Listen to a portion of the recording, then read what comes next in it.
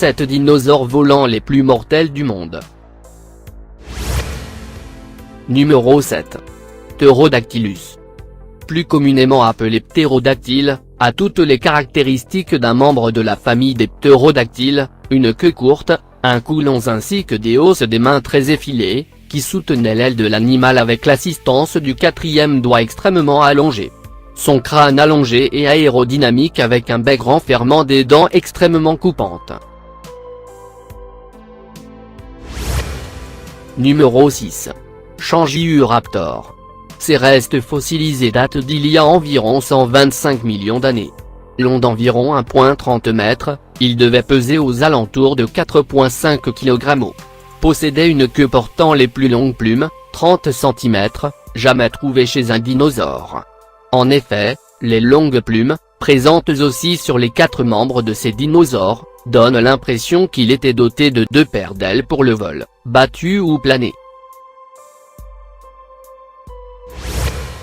Numéro 5. Dimorphodon.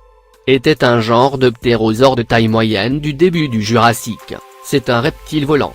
La structure du corps montre de nombreux caractères primitifs, tels que, une très petite boîte crânienne et des ailes proportionnellement courtes. La première phalange du doigt de son aile n'est que légèrement plus longue que son bras inférieur.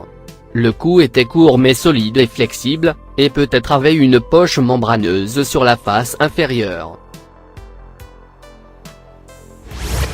Numéro 4. Pteranodon. Est un diapside volant qui a vécu durant l'ère du Crétacé, il y a environ 70 à 85 millions d'années, de l'ordre des ptérosaures. Il est facilement reconnaissable à la longue et fine crête qui orne son crâne. Leurs ailes étaient formées d'une grande et mince membrane de peau tendue et soutenue par l'allongement des quatrièmes doigts.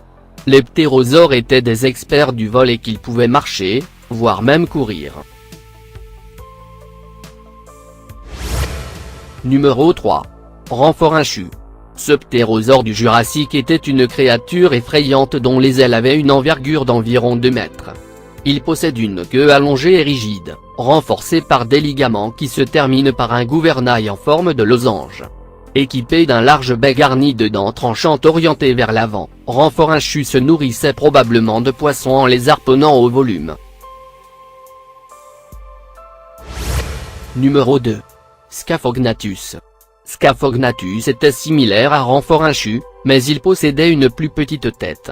Il avait aussi de longues dents et des mâchoires très émoussées à l'extrémité. Il devait manger des insectes ou des poissons. Il avait un cerveau beaucoup plus gros que ceux des autres reptiles du Jurassique supérieur.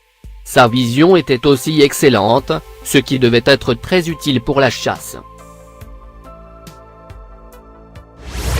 Numéro 1. Quetzalcoatlus. Est un genre éteint de ptérosaures de la famille des Esdarchidae. Il vivait à la fin du Crétacé supérieur en Amérique du Nord, il y a environ entre 70 et 66 millions d'années. L'animal est aussi caractérisé par un museau effilé et édenté, il est possible qu'il utilisait les courants ascendants pour planer au-dessus des terres jusqu'à trouver une carcasse, comme les vautours actuels.